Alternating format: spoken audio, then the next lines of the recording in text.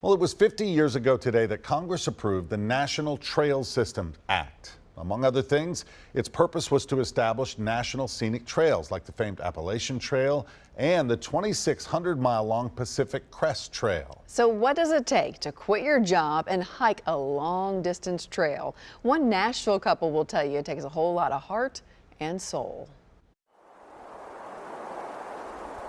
I think it's an amazing feeling to have everything you need on your back. Our shelter, clothes, our food. It makes you realize you just don't need much to be happy.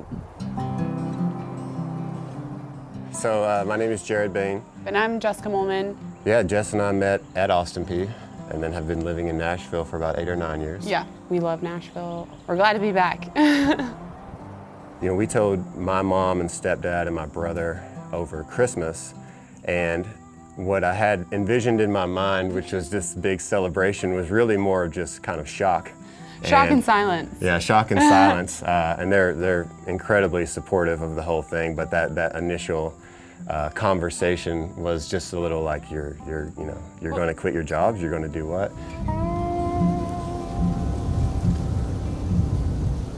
The Pacific Crest Trail is it's a national scenic trail. It goes from the Mexican border and California, all of Oregon, and all of Washington, and ends at the Canadian border in Washington.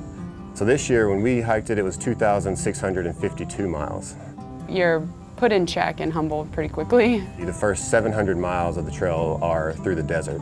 You know, the very first day on trail, you've got a 20-mile stretch and there's one water source. So water was pretty scarce, so we had to really plot and plan that out. We'd have to get up really early in the morning, around 5, because there was a finite window where the heat of the day would set in. So we had a goal of 10 miles by 10 o'clock. We started counting rattlesnakes. We saw 12 rattlesnakes, which if you see a rattlesnake, that means you've walked right up on it.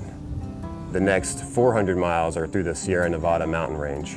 It's just a massive, beautiful mountain range. It's water, trees, water for days, snow everywhere. Canyons, snow. Yeah, and it's basically beautiful. An untouched wilderness. Yeah. You don't cross roads. You don't see any signs of civilization. The altitude adjustment when we were in the beginning of the Sierra, it took us about a week and a half. And that's just difficult in itself because you just can't breathe. After that, you've got 700 miles of Northern California, 20 or 21 days to get through Oregon. And we took 23 days to get through Washington. By that time that we got to Washington, we were doing a lot bigger miles, between 25 and 30 miles a day. We just felt like we needed to challenge ourselves. Like we got used to just everything being covered in dirt. The aches and pains, the blisters on our feet, the soreness every day, a lot of soreness. Your feet hurt the entire trail.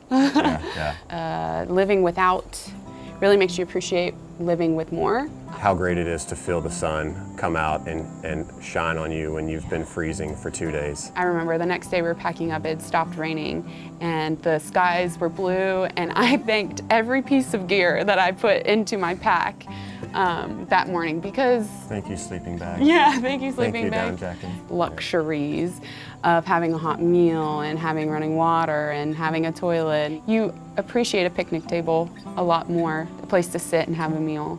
The desire to just eat a huge hamburger and fries. That's a very kind of privileged thing to have when you're walking in the woods for 5 months. And we camped 3.6 miles from the northern terminus, so from the Canadian border.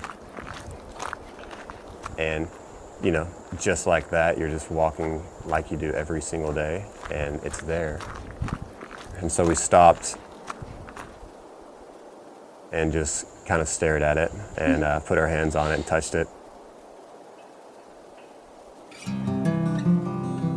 We all toasted and cheers and had a cigar and celebrated as much as we could. And then it's like, okay, well, we still have 8 more miles, so let's get back to it. Yeah.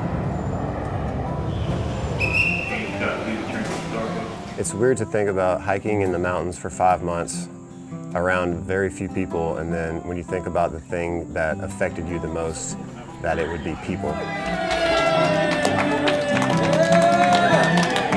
We're still figuring out and still digesting exactly what we just experienced. Felt like the ending of part 1 and the beginning of part 2, 3, 4, and lots of other exciting things to come. Indeed. You should know that Jess and Jared got engaged 2 weeks before leaving on that trip. Of course, we wish them the best of luck on this next adventure. What a great start for them Yeah. together, right? If you would like to see Jess and Jared go through and explain their gear, go to newschannel5.com or our Facebook page. Some details there.